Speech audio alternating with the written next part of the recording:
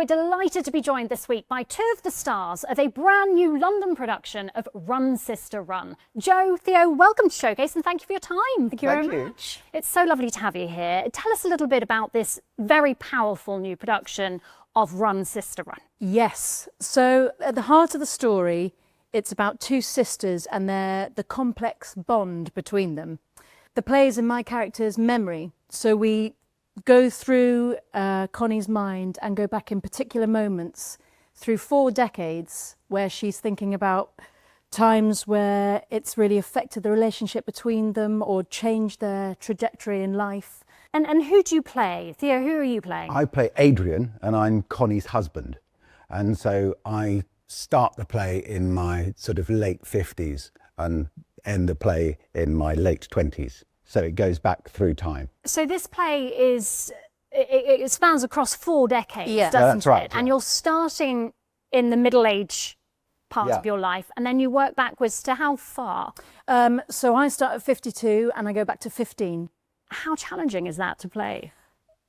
Not really. I mean, Theo was pointing this out yesterday because the writing by Chloe Moss is so beautiful. It's amazing writing. She kind of does it for you. And it has got some very complex and dark themes, but she writes it so brilliantly that it's very funny. The whole thing is very funny. The dialogue is really quick-witted and just an absolute joy to play. Like it's There's a real lightness of touch in it as well, and then you've got this extraordinary and then there'll be something that's so moving and she'll just drop it in and it is extraordinary. There's been quite a lot of crying in the rehearsal room, but also got lots of laughter. Lots of laughter as well. Oh good. And it's based on this very powerful gritty sisterhood theme, isn't it? Yeah. And you're one of the sisters.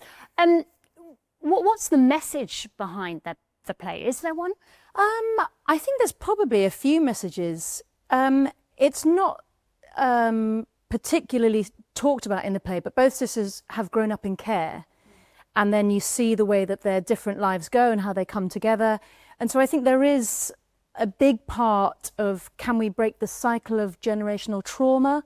You play quite an abusive character in Run Sister Run. How difficult is that to prepare for? Because you seem like such a lovely guy. I know you're acting, but... Thank you very much. No, it's I don't know, you have to sort of find a way to get there. I don't like, I mean, I obviously don't like, but I don't like having to do it, but it's not very nice to do it, to be honest. And whenever he does, he says, "Are you okay? Are we like, was everything all right? I just want to make sure that everything's..." Sounds fabulous. I did want to talk to you both also about the fact that you both appeared in The Crown, the smash hit series. Can't have you here.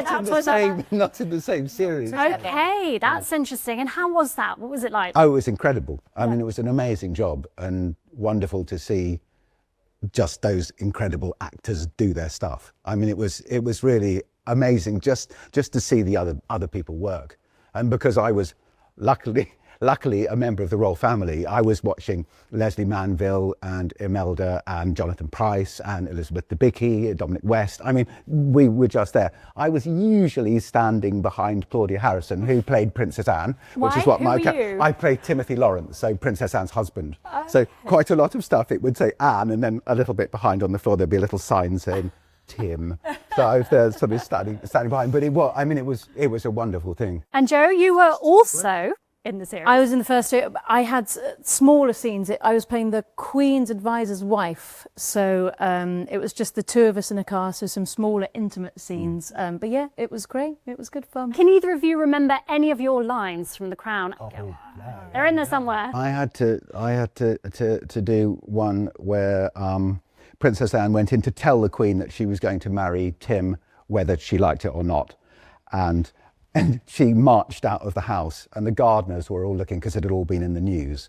And I had to go, "Can we just go?" There you are. Oh, brilliant. TV or theatre to both of you? Lovely to have a mix. Yeah, the mix is, no, seriously it is, it's nice. What's the difference between the two when it comes to sort of preparing for your... I think in theatre you get a real bond with the people that you're working with, because you've got 4 weeks trying things out, failing together and picking yourself up and trying again. So you go through a lot together in 4 weeks before you then get into performances. So it's a long period of really spending a lot of time together.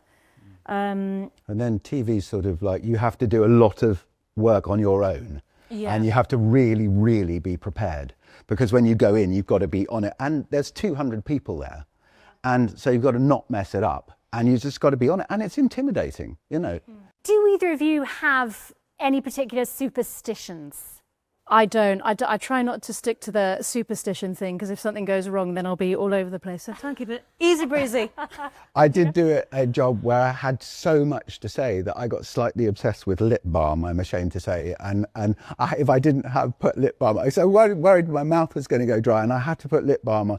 And I once, in Act 2, we were all ready, and I was like, I haven't, because you can hold the, and I've never, it sounds really diva-ish, but I was just like, I have to, and I was like, you've got to knock this on the head. That's brilliant. I love that one. Well, without wanting to throw you both, I'm going to say break a leg. Thank you very much. And thank you so much for talking to us here at Showcase. It's been such a pleasure. Thank you. Thank you. Thank you.